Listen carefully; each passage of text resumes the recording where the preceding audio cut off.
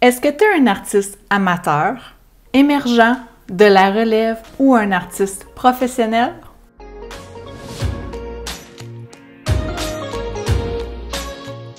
Salut, moi c'est Fanny Duhem, je suis artiste peintre et je me suis donné comme mission de t'aider à propulser ta carrière d'artiste. Je commence cette capsule en te disant que toute l'information que je te donne aujourd'hui, je l'ai trouvée sur plusieurs sites fiables et je te donne toutes les sources juste en dessous de la vidéo. Tu as sûrement déjà entendu ça, ces termes-là. Artiste amateur, artiste émergent, artiste de la relève et artiste professionnel. Faire la différence entre ces 4 statuts d'artiste au Québec est assez complexe, mais j'ai fait le travail pour te donner la bonne information. On va parler en premier de l'artiste amateur. L'artiste amateur, il aime l'art et il la pratique sous plusieurs formes, comme par exemple la peinture, la sculpture ou le dessin.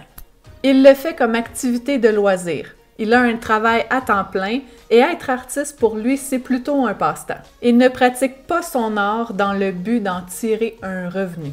Ça s'applique donc à toi si par exemple tu as un travail 40 heures semaine déjà et que tu peins plutôt la fin de semaine ou en soirée comme passe-temps. Tu n'as pas de site web, tu participes pas à des expositions, puis tu n'essaies pas de vendre tes œuvres. On a ensuite l'artiste émergent. Le statut artiste peintre émergent n'est pas un statut officiel. Il n'y a aucune définition officielle disponible. On peut toutefois dire que lorsqu'on parle d'un artiste émergent, on parle d'un artiste qui est en début de carrière, que sa carrière soit professionnelle ou en voie de professionnalisation. Qu'est-ce qu'on veut dire quand on dit « en voie de professionnalisation » ?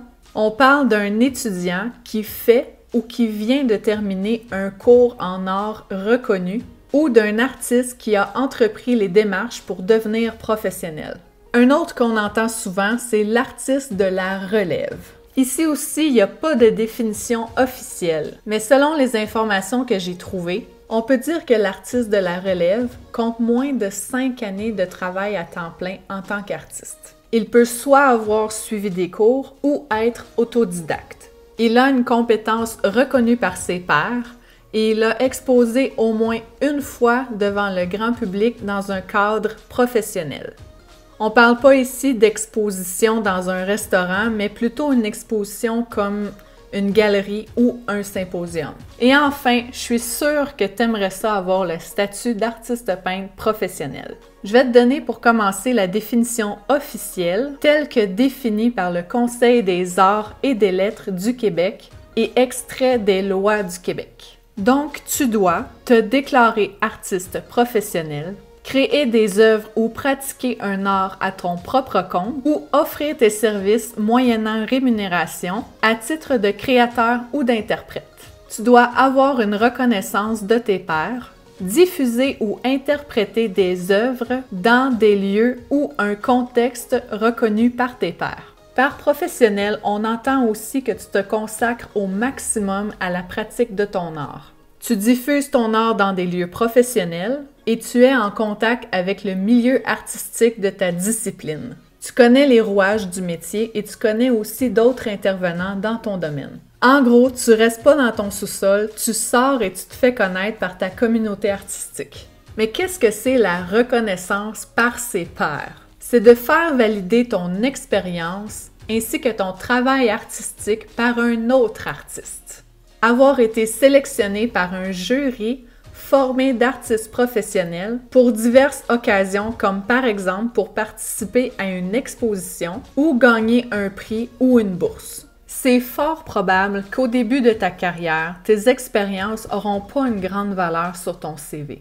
Par contre, elles seront très bénéfiques à ton apprentissage. C'est vrai que c'est un parcours difficile, il faut que tu saches faire preuve de patience et que tu sois capable de te faire un plan d'action en fonction de tes objectifs. Plus que tu accumuleras de l'expérience, plus que tu seras en contact avec des professionnels dans ta discipline, que tu seras membre d'associations et que tu y mettras du tien pour te faire connaître de la bonne façon, et plus tu t'approcheras du statut professionnel et ta crédibilité artistique sera de plus en plus importante. Je tiens à terminer cette capsule en disant que rien ne t'oblige à avoir le statut d'artiste professionnel pour être heureux et faire carrière dans le domaine des arts visuels. Tout dépend de tes propres objectifs. Il ne s'agit pas de s'élever au-dessus des autres. Alors voilà, j'espère avoir réussi à éclaircir un peu le sujet pour toi. Si tu veux rien manquer de mes prochaines capsules, n'oublie pas de t'abonner et tu peux même cliquer sur le petit pouce si tu as aimé ça. Tu peux aussi nous rejoindre sur le groupe Facebook L'Armoire